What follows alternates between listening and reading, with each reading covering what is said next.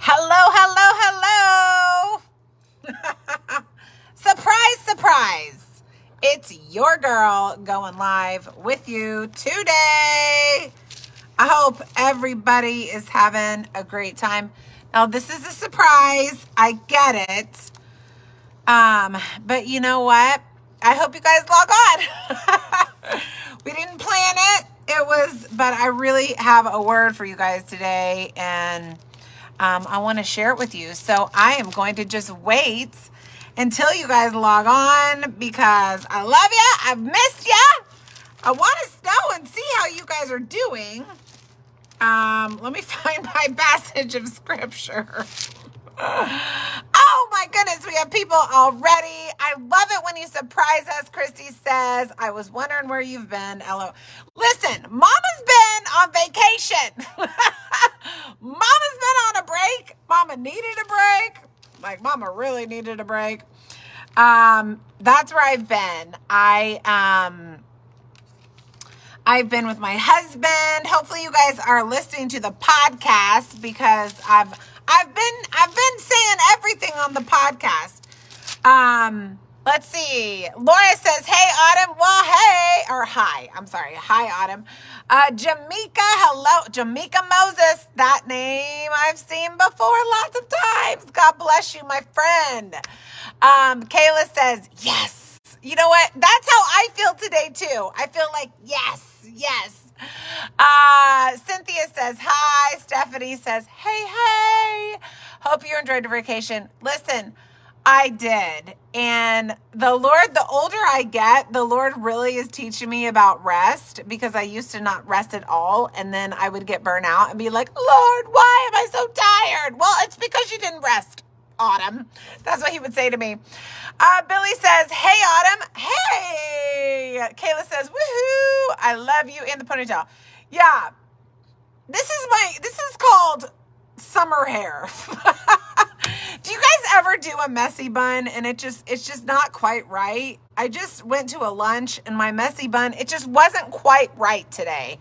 So I don't know. I'm having hair problems, you guys.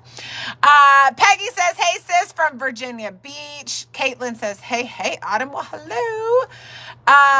North Idaho. I love the hey-hays. I love them all. I love every single one of them. Hey, Courtney. Lori, good afternoon. Oh, my gosh. You guys are so incredible. Oregon. I have never been to Oregon. I need to go. I've heard it's beautiful up there. Need some Autumn today. Well, listen, Autumn needs some Jesus, and Jesus really spoke to me this morning. John Harker in the house. John Harker, I want you to know you were the topic at our staff meeting on Monday. We all were saying how much we love you. And we also were wondering if you just got married or something, because we noticed that you changed your profile pic. Not kidding. You were a topic on our staff meeting on Monday this week. Oh my goodness, Puerto Rico in the house, Detroit from Lisa. Oh my gosh, you guys are awesome. So here's the deal. We'll do another Jesus initiative probably next week. I needed to kind of, you know how you have to recover from vacation? I needed to recover from vacation. And then we have hold on guys. John Harker, you got married. Oh, that is so great.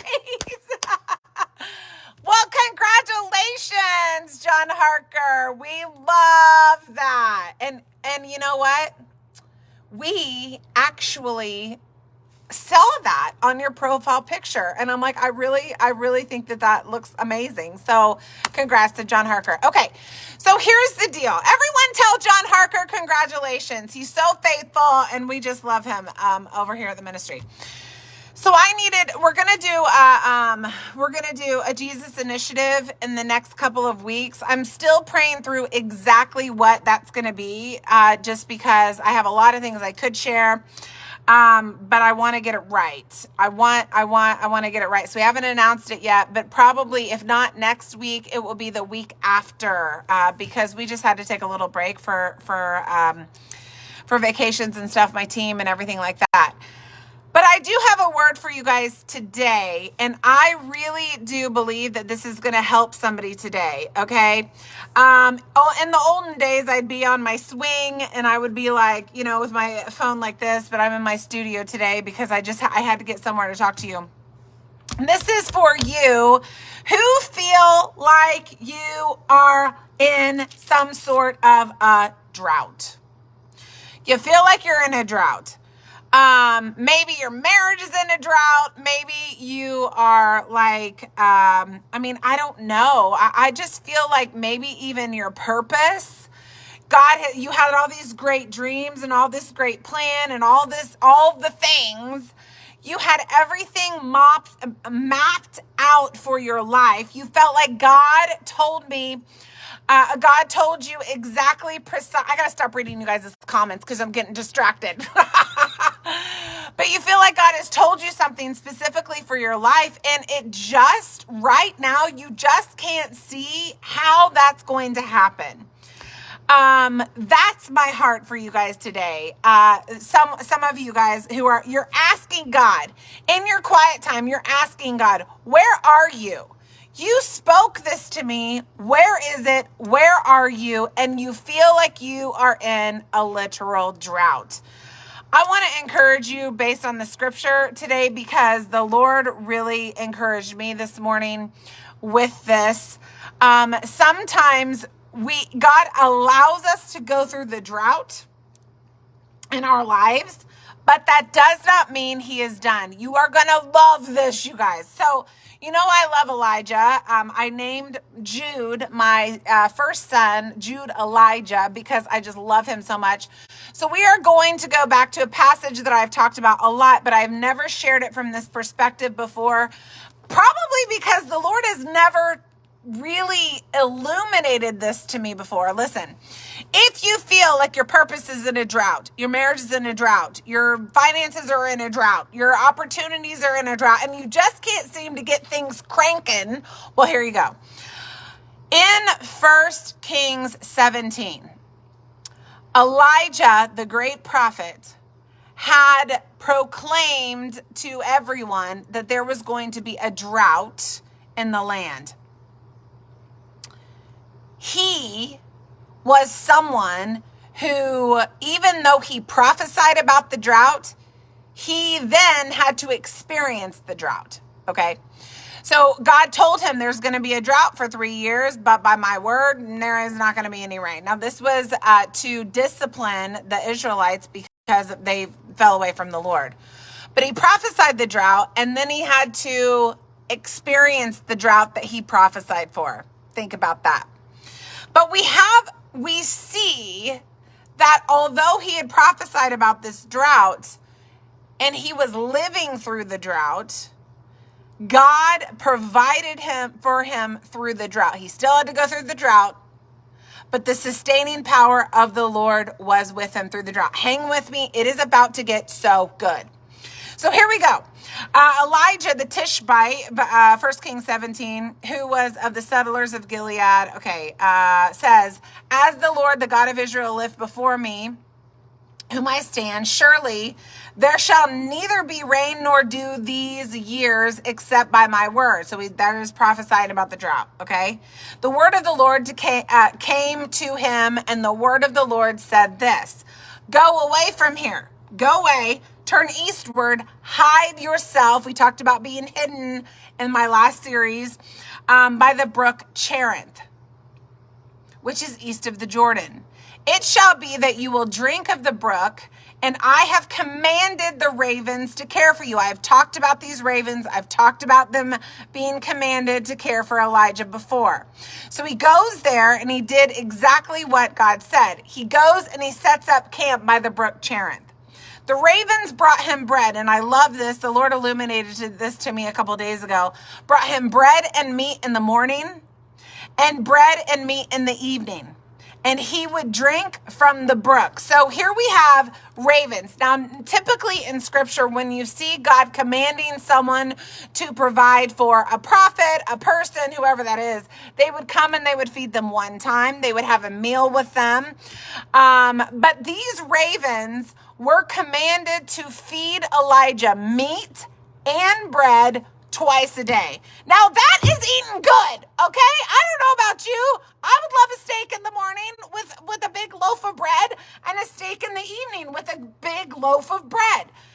There was a drought. He was by the brook. He was experiencing a terrible drought. And yet, the Lord did not let him suffer because of the drought. He sustained him through the drought. The ravens literally brought him a steakhouse dinner in the morning and the evening. Now, it was Elijah's choice whether he wanted to eat the food. The steak, the meat and the bread in the morning, and the meat and the bread in the evening. Elijah could have said, no, I'm good, I'm going to starve. But obviously he didn't do that because it sustained him. He was living in a drought, and God was still sustaining him. So those of you that are in a drought right now, I want to tell you, God is so faithful. These passages of scripture inspire us because and they minister to us because God still works the same way. It might not be a raven, it might be a neighbor that brings you over a word that encourages your heart. It might not be a bird, it might be a spouse that comes in and encourages you. It might not even be a spouse, it might be one of your children that speaks life into you that while you're going through this drought season, okay? So Elijah sits there and he's eating in the morning, he's eating good, even though everyone else is going through a drought. He's eating good in the morning, he's eating good in the evening, but he is watching his water source dry up. He's being sustained by the Lord. But the source that he needs to actually carry on is drying up, okay? And then he watches it completely dry up. That's where I feel like you are, and this is where the encouraging word is. What you see here in scripture, the Lord told me this morning as I was restudying this passage of scripture, the drought that Elijah had to experience by the brook as it dried up, and he thought, oh my goodness, I mean, he could have potentially died. The drought that he experienced, he could have taken as the end. But what he didn't realize is that in a few short days, he would be the great prophet that called down fire from heaven in Mount Carmel. That is located in 1 Kings 18. This is what I want to tell you today. Sometimes before the greatest act of power that God displays through you on this earth, there will be a season of drought. We don't want the drought. We don't like the drought. We don't want to experience it. The drought causes us to question. Drought causes us to question everything about God, his goodness, his loving kindness, his compassion for us, all the things, okay? But for those of you that are in a drought today and you see that your literal brook of Cherith is drying up, and yes, the Lord is sustaining you with his word and with prayer, but you are seeing your passion dwindle, your marriage dwindle, your job dwindle, your finances dwindle, whatever that is that you're watching dry up.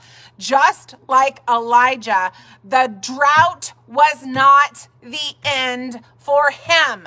A few days later, he headed up to Mount Carmel and he prayed, and God literally called down fire from heaven because he asked him to do that. I want you guys to be so encouraged by this because I believe that the drought seasons that you guys are experiencing right now is a prerequisite to the greatest thing that God will ever do in your life. Much like Elijah. The reason that the prophet Elijah is so incredible, for so many reasons, but the really big wowie thing that he did was after the drought. It wasn't before.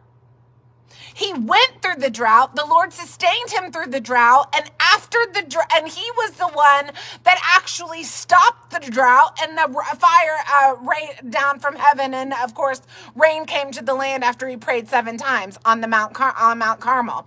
Listen, what if your drought that you're experiencing right now is a prerequisite to God using you in the biggest way that you never thought possible? What if the drought in your marriage is just a tension on your marriage so you can heal your marriage so it can get to the best place it's ever been in just a little while? Maybe that purpose that God has put in your heart and that word that God has spoken to your heart that you think is drying up and there's just no chance and the time has passed and it's just been too long. Maybe, just maybe, the Lord is preparing for you a Mount Carmel moment, much like he did Elijah. The drought came before the greatest miracle he ever did. He didn't do the miracle and it come after. Now, he had problems after too. But before, don't give up in your drought. Don't give up in your drought. Press in to that raven that God is going to give you food and meat and bread during this time. Press in to the Spirit of God. Press in to your faith. Have your faith actually become sight during this time. Because if Elijah experienced a drought before the greatest, really crystallized miracle that he did, that is world renowned. A lot of people know about Mount Carmel. Who's to say that God isn't setting you up in your life for something like that as well? This really encouraged my heart this morning. I've been in this passage all week because I think sometimes we can think that the drought is over. And what Elijah could have done is he could have taken the drought as final. The drought is final. The wilderness is final. But it clearly wasn't. His best days, and I hate this saying because everyone says it, but it's true. His best days hadn't happened yet. They were on the way. So, press into that. Press into the journey that the Lord has you on. Because rain, I believe, is coming. Okay? Did that happen? Did that help you guys? I thought that was such a good word. You know, Elijah, I think the reason why I love Elijah so much is because he teaches me something different every time I learn about him. And he's just such a great, that's why I named Jude Elijah, because he's just so inspiring to me. So they haven't happened yet, Hope. His best days haven't happened yet. Hope Henderson says they haven't happened yet. They haven't happened yet. Okay. They haven't happened yet. Don't put a period where God is just putting like a little comma. All right. They haven't happened. Let it rain. Cassie says, I love this. Press into his power, you guys. I will be back here in probably not next week, but the next week, and we'll do another study. I just love these Jesus initiatives with you guys. But definitely for sure, make a note to join me, and we're going to learn some more about Jesus. Okay. Okay. Thanks, guys. I'll see you soon.